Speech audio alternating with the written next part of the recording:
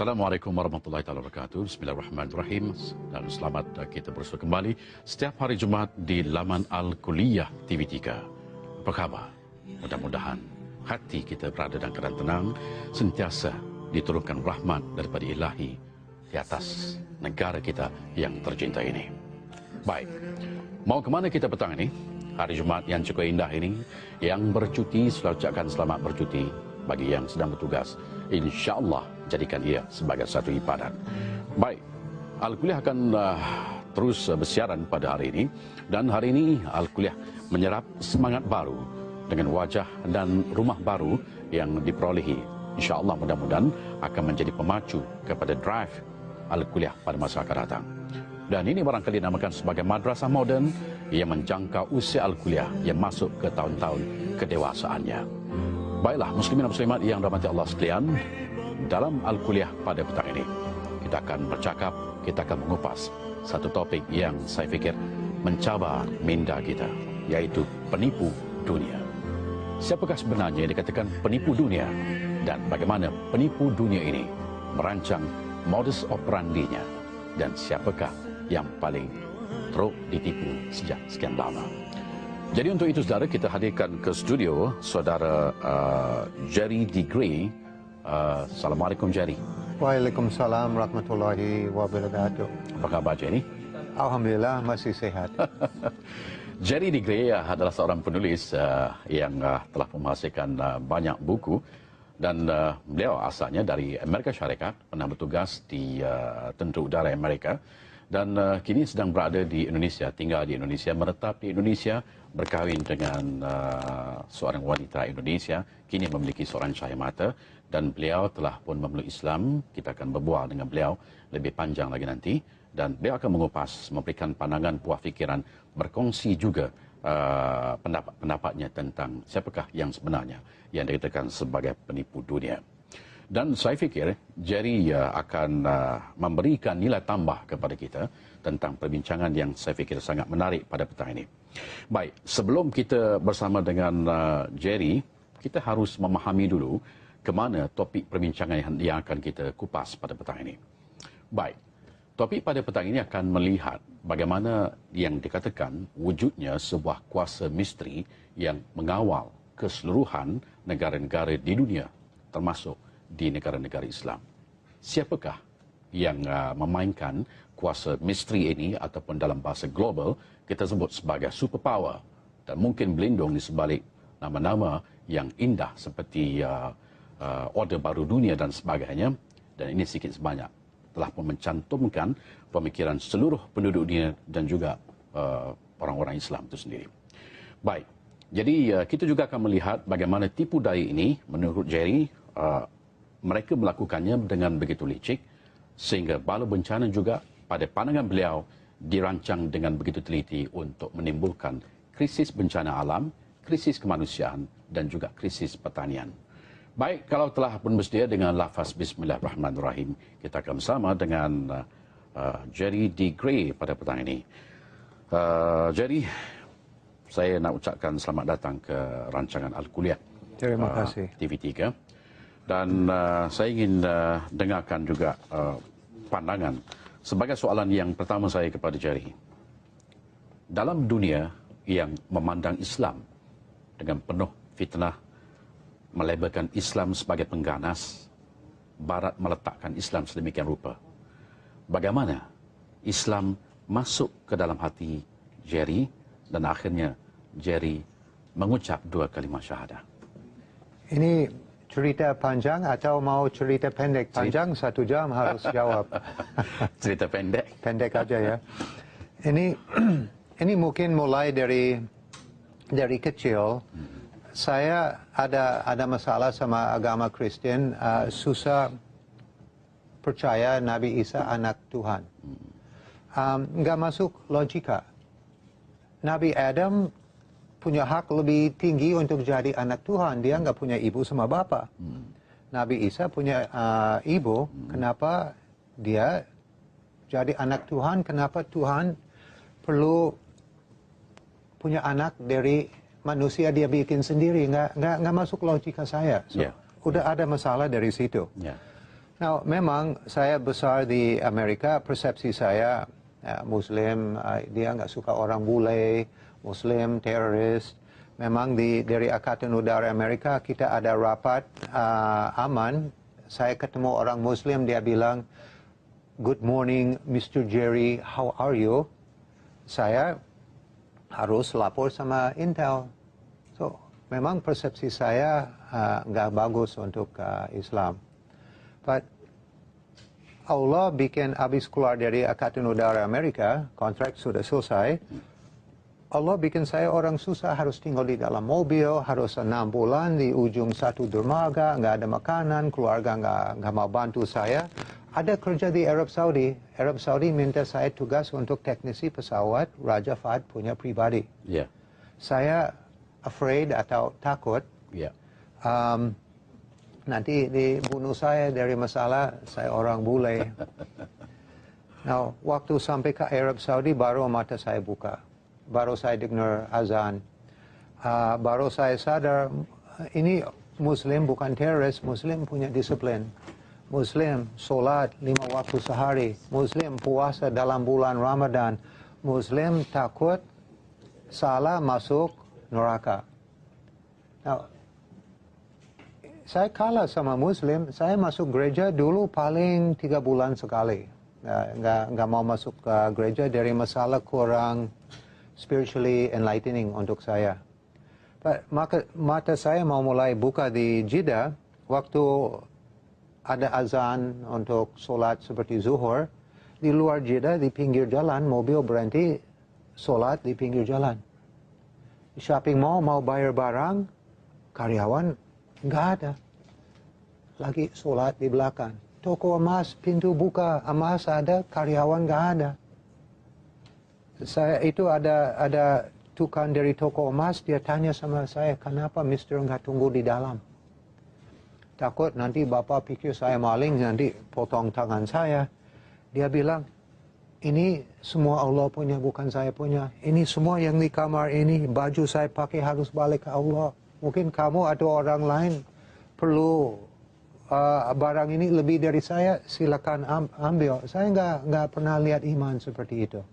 Mata saya udah mau mulai buka ke arah agama Islam. Di kunci mulai dari awal saya pegang Al-Quran. Ada orang Yaman nama Ahmad. Dia bawa Al-Quran ke saya. Dekat sama saya sudah ada rasa di sini. Yeah. Waktu saya pegang Al-Quran, mulai nangis. Udah ada sadar dari sini semua hal-hal di dalam Al-Quran itu betul. Dan saya belum baca. Waktu buka ini dalam bahasa Inggris, berapa ayat saya baca langsung nangis. Itu semua mulai dari situ. Baik, terima kasih Jerry. Itu dia tadi awal bicara sehingga bagaimana Islam itu masuk ke dalam hati Jerry dan akhirnya hidup sebagai seorang Islam. Indah sekali cerita itu. Saya rasa sangat begitu tinggi nilainya bagaimana Islam itu memberikan pencahayaan dalam kehidupan Jerry. Baik, saya nak beralih kepada anjakan yang lebih jauh sedikit. Sebab Jerry juga melakukan kajian dalam bidang penulisan untuk menghasilkan buku-buku yang dihasilkan. Baik, jadi kalau kita saksikan sengketa, peperangan, konflik, kacau bilau, huru-hara, hari ini lazimnya berlaku di kebanyakan negara Islam. Betul. Soalan saya, apakah ini merupakan satu perancangan? Memang ini ada global conspiracy sudah jelas untuk bikin Islam lemah, untuk prevent, stop kita untuk bersatu. Dia nggak mau kita unite bersatu, dia nggak mau kita ikut sistem khilafah, dia nggak mau kita punya satu pimpinan untuk umat Islam. Ya. Now, lihat di daerah Timur Tengah, Amerika lagi bikin negara-negara di sana banyak intervensi bikin dia lemah. Seperti Irak sudah jatuh, Tunisia, Mesir, Syria lagi kondisi kritis, Iran kena fitnah, Yemen kelihatan is next ya. Amerika lagi bikin Timur Tengah lemah, Israel ada rencana untuk ekspansi, untuk tambah besar, untuk jadi world power. Ada niat-niat ke sana. Ya. So di negara Islam di pinggir Israel lemah, mimpi dia bisa jadi. So memang yang jadi di dunia ini bukan by chance, bukan masalah ada teroris. Memang teroris ada, but ini ada banyak fitnah, ada global conspiracy untuk siapin di dunia untuk Dajjal. Masalah di situ. Mau siapin dunia ini untuk Dajjal. Ini kita lihat dari hadis suasana di dunia sekarang, insya Allah sebentar lagi memang Dajjal mau turun. Ini waktu sudah dekat. Jadi yang berlaku sekarang ini merupakan persiapan golongan ini untuk menyambut, kita boleh istilahkan sebagai kononnya menyambut kedatangan Dajjal. Betul. Kita lihat dari semua masalah di dunia sekarang, ini akar atau the deepest root, ya. Ini always coming from religion. Ini mulai dari agama. Dan memang dia mau bikin economic crisis, krisis makanan. Dia coba kontaminasi agama seperti Islam. Dia bawa ideologi beda dari sunnah Rasulullah, ya. Untuk mau bikin Muslim bingung, mau bikin brother sama brother fighting. Ini dia lagi tugas sekarang. Orang dia nggak suka, di pimpinan negara nggak suka, di fitnah, dijatuhkan orang ini, dimasukin orang seperti pro Amerika, pro Barat. Ini lagi jadi sekarang. Ini memang masalah besar. Ya. Terima kasih Jerry, dan ataupun nama Islamnya Haji Abdul Rahman. Jadi kita akan bersama dengan Jerry sebentar lagi, dan anda juga dijemput untuk membuat panggilan telefon untuk berkongsi pandangan, dan juga barangkali ada soalan yang ingin dikemukakan kepada Jerry ataupun Haji Abdul Rahman. Dan siapa sebenarnya penipu dunia, Jerry akan jawab sebentar lagi. Jadi jangan ke mana-mana, teruskan bersama kita di Al-Kuliah TV3.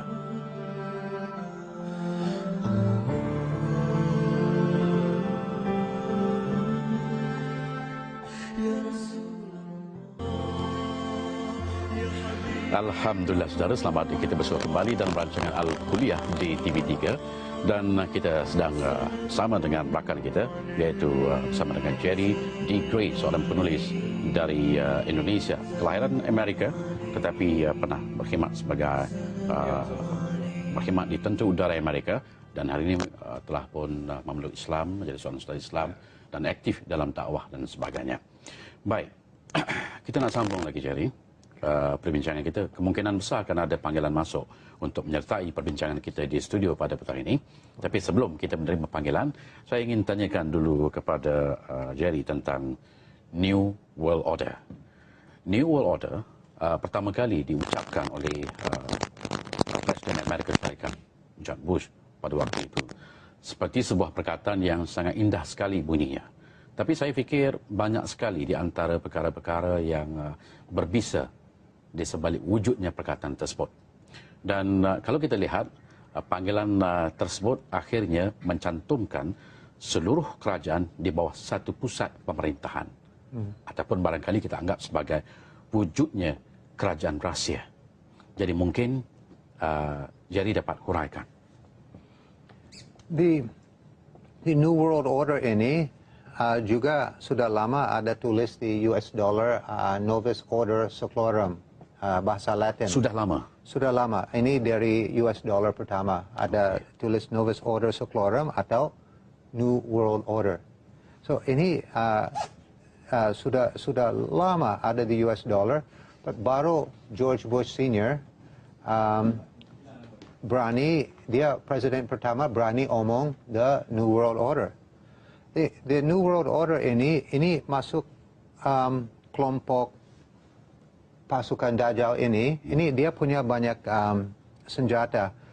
Ini masuk IMF, World Bank, WHO, PBB, Gorbachev Foundasi, sama negara-negara yang supporting dia, Illuminati, Freemason, ini semua gabung di dalam New World Order. di New World Order Group ini mau di dunia ini jadi 10 provinsi, satu pimpinan, satu agama baru untuk seluruh di dunia. Now, dia tugas sekarang untuk kita lihat dari seluruh di dunia, nasionalisme lagi turun. Ini tugas dari New World Order. Dikurangin nasionalisme seperti kita lebih ikhlas terima one world government. Ya.